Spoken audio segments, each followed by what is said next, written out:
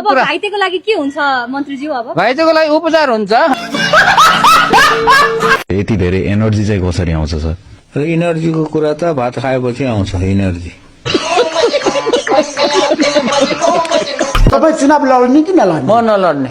70 वर्ष होइन, political party खोलेर जाने कि नजाने? नजाने। तपाईँलाई युवाहरूले बोलाए? नजाने कुरा नजाने।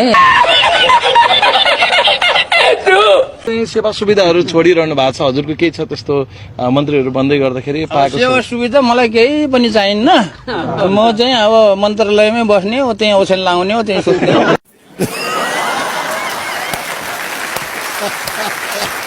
अब तपाईँ गाड बिना हिँड्दाखेरि त समस्या होला नि त। आउँदैन? गाड चाहिँ खटाइदिएको छ, त्यहाँ तलतिर बसेका छन्, घुम्न जाऊ भनेको छु मैले। तपाईँलाई क्वार्टर पनि नचाहिने भने मन्त्री क्वार्टरमा गएर आनन्दसँग बस्यो हुन्थ्यो नि त। किन मन्त्रालयमा बस्नुभयो? कहाँ छ र मन्त्री क्वार्टर? सबै जलाइसकेको त्यो जनरल कुरा नसोध, के ठोस कुरा सोध। यतै छ त फेरि जनरल कुरा सोधे।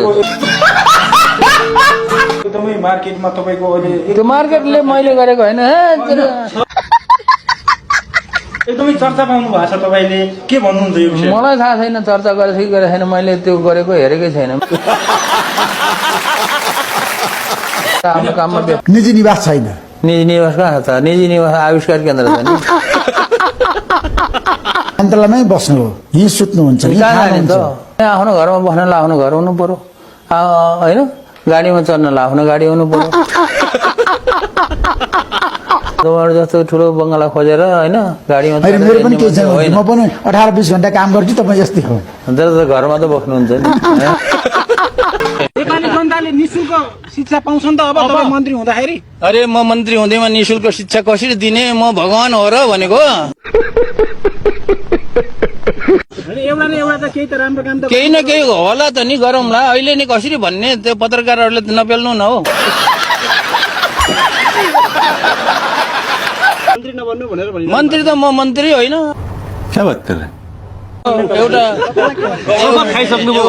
एउटा जिम्मेवारी, एउटा भनौँ न, एउटा औपचारिक रूपमा मन्त्री भएको हो, तर व्यवहारमा चाहिँ म मन्त्री हुँदैन।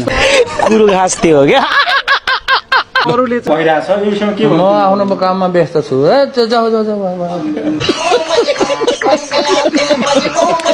सामाजिक सञ्जालमा चाहिँ कहिलेकाहीँ के हुन्छ, कुनै आलोचकलाई चाहिँ अलि कडाइसँग, अझ भन्दा कहिलेकाहीँ त अलि तिक्ततापूर्ण तरिकाले, अझ कहिलेकाहीँ त तल्लै त झरेर पनि जवाफ दिनुहुन्छ क्या? किनभने म चाहिँ मान्छे हो। आशा त धेरै छ तपाईबाट। आश गरेर हुँदैन, नेपालीहरू धेरै आश गर्छ क्या। आफूले चाहिँ काम गर्दैन, आफूले काम गर्दैन, आश मात्र धेरै गर्छन् होइन? बात त सही है। यो क्षेत्रमा तपाईले के गर्दै हुनुहुन्छ त? अब के गरिन्छ भन्ने कुरा त अहिले भन्ने कुरा होइन क्या। त्यो त अपरझट किताब बेच्दै गरेको मान्छेलाई यहाँ ल्याएर मन्त्री बनाइदिएपछि बिरामीहरूलाई आत्मबल बढाउनको लागि चाहिँ हजुरले के टिप्स दिएर आउनु भयो? स्याउ अब के अरे फुलको गुच्चा अनि केरा। 23-24 गतिको घटनालाई यहाँले कसरी हेर्नु भएको छ? 23-24 गते त म त उहाँ के अरे इलामको माथि फाकफुकथुङ भन्ने ठाउँतिर थियो। अहिले मैले निशुल्क गराउँछु भनेर मैले बोलेर के हुन्छ? पैसा कहाँबाट ल्याउने? बात त सही है। हिमालको हिउँलाई पैसा बनाऊ, माटोलाई चाहिँ पेलेर पैसा बन्दैन। तपाईँलाई मन्त्री भन्नु कि महावीर पुन भन्नु? महावीर पुन दाई भन्नु। त्यसो मन्त्री नभन्ने, जनताले त मन्त्री महावीर पुन भन्न थाले। भन्नेले भन्ला, तर सबैले दाई भने हुन्छ। 2 दिनमा चाहिँ कस्तो फिल भइरहेछ तपाईँलाई? फिलै हुँदैन मलाई, कस्तो पनि फिल हुँदैन, जे भयो पनि फिल हुँदैन। राजै बनाइदियो भने फिल हुँदैन है? राष्ट्रपति बनाइदिए पनि, प्रधानमन्त्री बनाइदिए पनि, एउटा के अरे साधारण चाहिँ लेबर बनाइदियो भने मलाई केही फिल कुरा। मलाई कसैले पनि गिफ्ट नदेऊ भन्छु, गिफ्ट दिन्छ, दियो भने मैले बेचिदिन्छु, त्यही हो। नेपालमै बसेर केही गरौँ भन्ने युवाहरूलाई चाहिँ के सन्देश दिन चाहनुहुन्छ?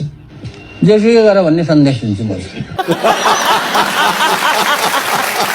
मलाई थाहा छ तपाईँ धेरै अध्ययनशील मान्छे हो, व्यक्ति हो, महावीर पुञ्जी। अध्ययनशील होइन म, होइन व्यावहारिक ज्ञान तपाईँसँग धेरै छ क्या, मैले चिनेको महावीर पुञ्जी। काम गर्दै जाँदाखेरि गरेको हो, म अध्ययन गर्दै गर्दैन। पढ्दैन पढ्ने बुक लेख्नुपर्छ अब चाहिँ भन्ने चाहिँ के कारणले ड्राइभ गर्यो? त्यो कुरा त्यो बुकमा छर्लङ्ग सुरुको पेजमा चाहिँ छर्लङ्गै पारेको छु।